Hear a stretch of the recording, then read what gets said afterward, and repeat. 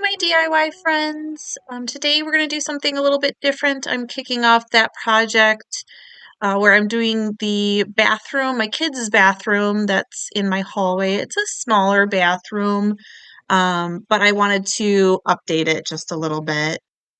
I originally decorated this back when my kids were toddlers, so kind of a more of a child wheel theme. But I wanted to be able to replace everything in here with the exception of the vanity, the mirror, and the light. So the floors, the tub, the shower, the toilet is all gonna go, and it's gonna get a whole new theme and just a really nice refresh. So to something a little bit more sophisticated. So stay tuned.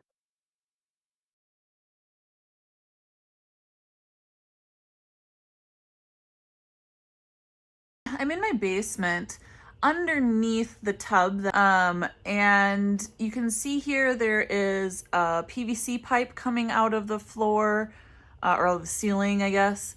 That is the tub drain. And then there's two copper pipes that are coming out, and that's going to be your hot and cold water. And so, how I know how to turn off the water, if you don't want to turn off the water to the entire house, which I don't prefer to do on these bigger projects because I know the water is going to be turned off for a long period of time while I do the project. So, what I'm going to do, I guess, best case scenario, just turn off the water to the whole house. I'm going to just disclaim that. But I want to be able to turn off the water to just these pipes if possible. Not that sometimes it's not possible, but how you figure that out is I'm looking at the two pipes that are coming down. That's my cold and hot water return for the tub and shower. And I'm going to follow that all the way back. And this is a release valve, so that's not going to do anything as far as turning off the water. And it goes into that wall. So sometimes you're able to and sometimes you're not able to follow. And again, if you're not sure, just shut off the water to the whole house. So I'm going to pick up on the other side of the basement where these pipes come back. Okay, so here I am on the other side. Now, the problem is I'm not exactly sure which one of these 5 copper pipes, this big one is a gas pipe. So, but these 4 copper pipes, this one's just got insulation wrapped around it, likely a hot water pipe. These 4 copper pipes, I'm not really sure. I'm guessing it's these 2, but if I follow those back and try not to fall over as I'm looking up, I'm not really seeing a good spot. So here you'll see there's some shut off.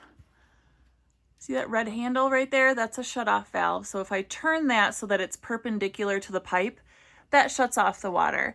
But I'm not really feeling very confident that I can shut off the water to just those pipes. So in this case, I think I don't have a choice. I'm going to have to shut off the main water valve to the house. And you can usually find this in your basement in most homes. Mine is over here tucked away in the corner.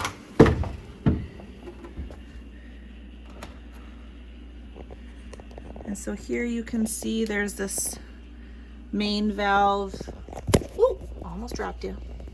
And there's a meter right here that shows the water. I think it's the water usage probably. But so what you do is if you want to turn off the water to your home, you turn it again so that it's perpendicular. It's perpendicular to the pipe. So now any water that's coming into the house is going to stop right here. There's no water flow going into the pipe now, which would go into the house. And then the other important step that you need to do is you need to drain the pipes. So you're going to turn on the water to at least 2 locations and just let the water drain. until no more water comes out. So here's a different example. Now this plumbing has already been replaced. This is my master bathroom, which I did about a year ago. You can see here we've got the drain for the shower coming down here, and then hot and cold pipes that are coming out to supply the shower with the water. And if I follow those pipes back to right here, I can see there's these red handles right there.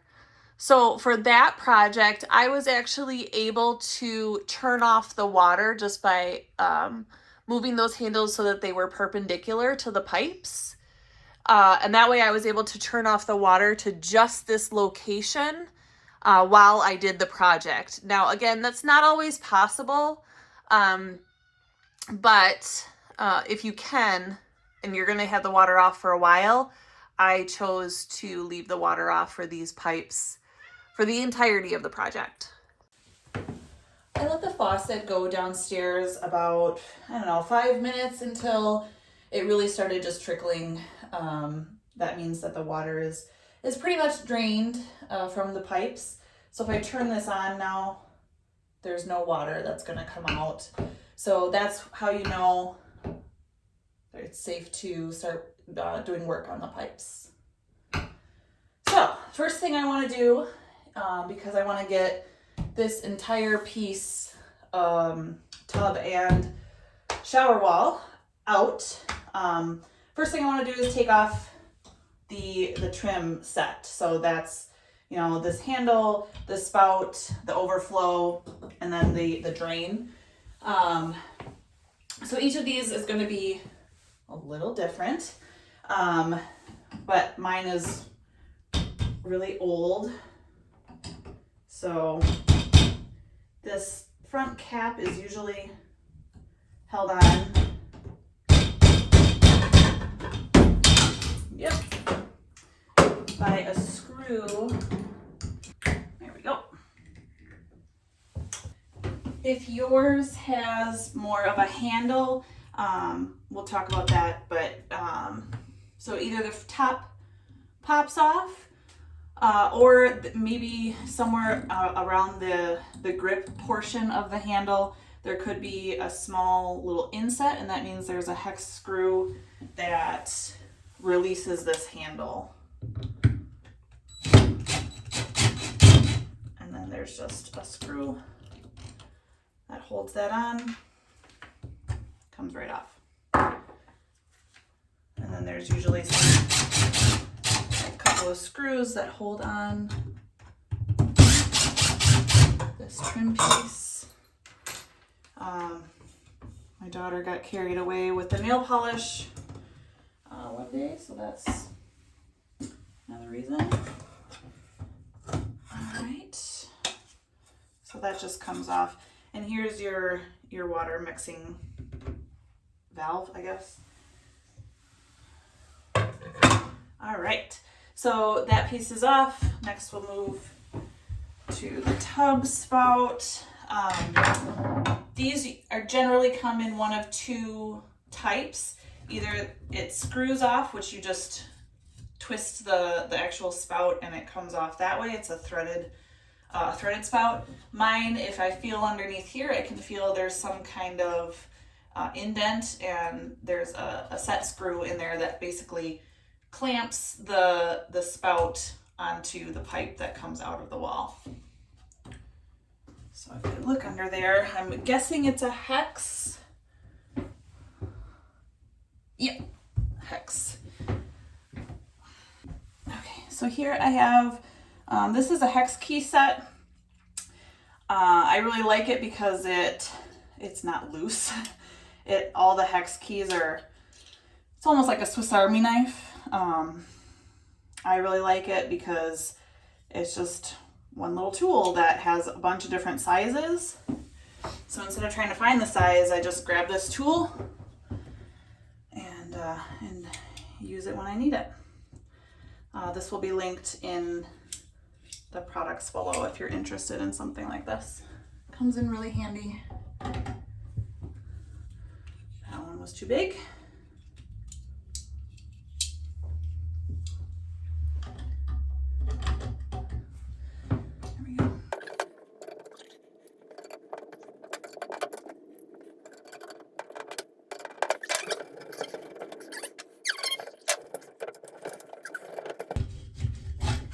There we go. There we go.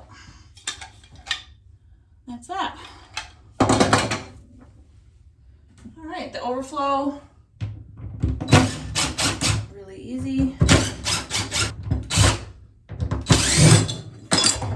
That's really gross. Next is the drain. So mine is just a push down, push up, which just unscrews. It's just a piece like that. And then, so there is a special tool. So if you look, sorry, this is really gross, but if you look down in there, there's like a cross. So you can buy a special tool that will allow you to take that out. For the average DIYer, you might do this a handful of times in your entire DIY life. So I feel personally, you can disagree with me, I feel personally that it's not worth buying the tool that undoes this. So the way you'll see a lot of people do it that don't have that tool is you'll put in like this, and then you take and you kind of twist the screwdrivers. I don't like doing that. I can never get it angled just right. So I take a needle nose pliers or something that's got a longer front on it, I guess. Put it in there like that, and then twist.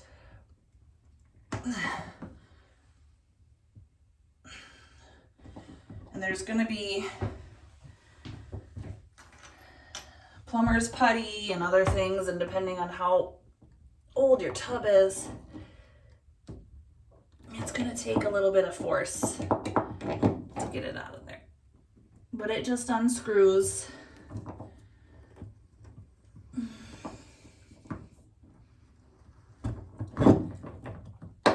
Even if you're not taking the tub out, let's say you're just changing the color, or maybe the cross down there can get cracked, and then more debris gets down in there and it can cause your pipes to get more clogged up.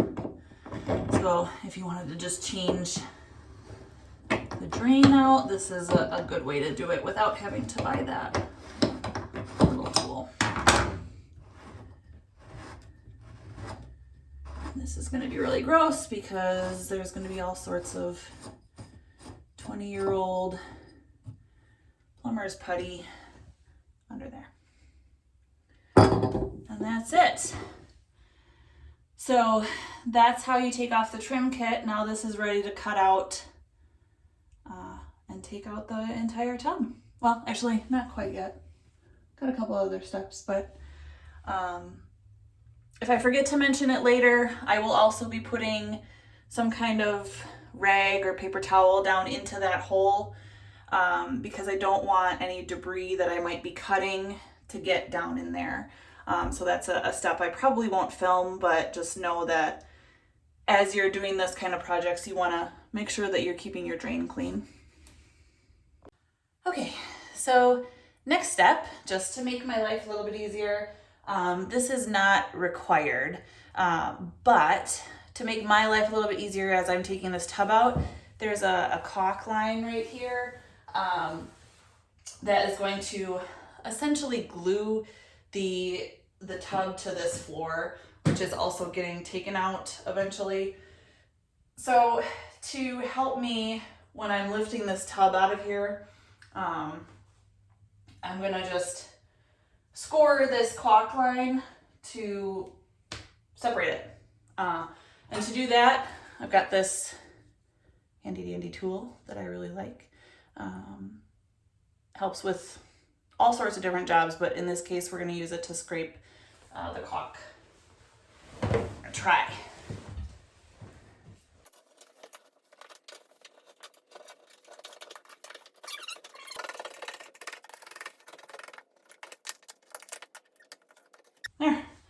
Now that tub will come off a little bit easier when I'm ready. The tub is essentially ready to cut out now, and I'll get more into that in a minute, but this tub, the top of the shower wall is actually shorter than the shower surround that I bought. So I want to think about that again. Task list.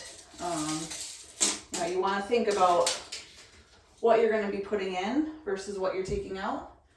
So this tub wall is about 6 feet. It's about 72 inches tall. But the one that I'm putting in is going to be about right there. It's about 77, 78 inches tall. So I know that the drywall from here to here is going to have to get cut out because that's going to be part of the shower wall. That also means that this bar that holds the shower curtain is going to have to get taken down and raised.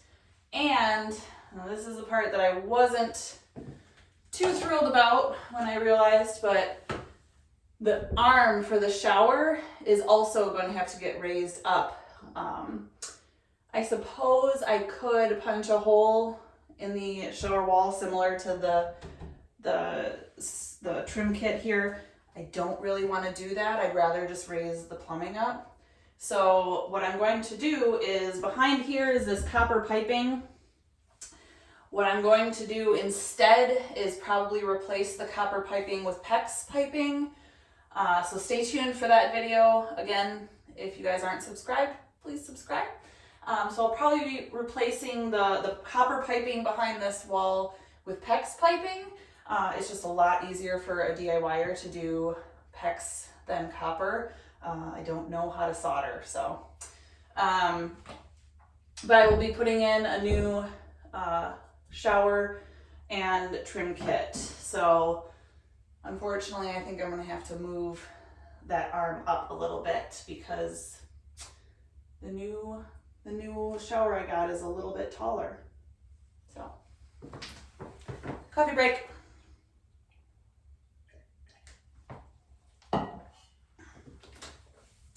So the next step that I want to do is, first I'm going to take this out, but I want to cut because underneath the drywall right here, this shower wall is attached with some screws to the stud. There's a flange under here that goes out maybe an inch. So I'm going to cut all the way around the tub wall to cut the drywall out to expose that flange so I can unscrew it. This is all one piece. It's not going to come out of here in one piece. I'm going to have to cut it into pieces. But the first thing I want to do is expose those screws so I can actually get it removed from the wall, or get it taken off the wall. So yeah, this is going to be fun. Let's go. Okay, so the next thing I want to do is expose the flange, and I did cut just a little square here so I could see how far out the flange went. There's a lip right here underneath the drywall that is screwed into the stud. So in order to get that off of there, I need to take out a little bit of the drywall here and unscrew the tub from the stud. There's also caulking right here. So to start, I'm just gonna score along the caulking, like so. And then I have my multi-tool, and then I've also just got, just to help me with keeping my line really straight, got this spare, I think it's a 1x2 furring strap, just a spare piece of wood so that I can cut a straight line.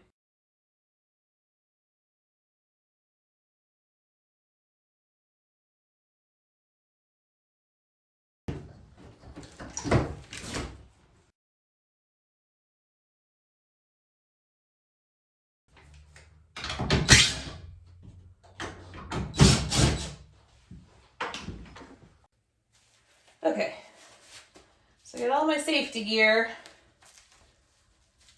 on. I got my reciprocating saw with a 6-inch general purpose blade on it. It's a fresh blade because I want to be able to cut safely. Got all the drywall cut out, all the screws taken out of the flange. So we're ready to take this piece apart and get it out of here. As I'm cutting, you'll notice that I'm tipping the point of the blade upwards, or I'm holding it at a 45-degree angle. This is done so that I'm creating a shallow cut, just in case there's anything behind this wall I wasn't expecting. Like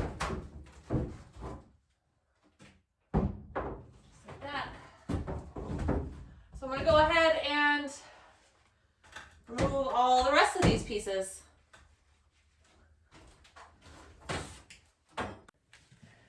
Okay, so I got the whole tub and surround taken out, as you can see. The good news is no surprises in the wall, so that is always a good thing. One sort of bad, take my mask off, sort of bad, but I'm glad I caught it. Right here, I can tell that there was, or at some point there was some moisture right here. The seal on this floor to the tub wasn't always great. I've had to redo it oh yeah. Why, hello. That's bad.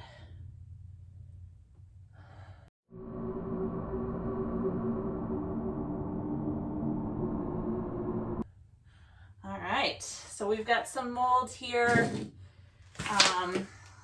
which is okay.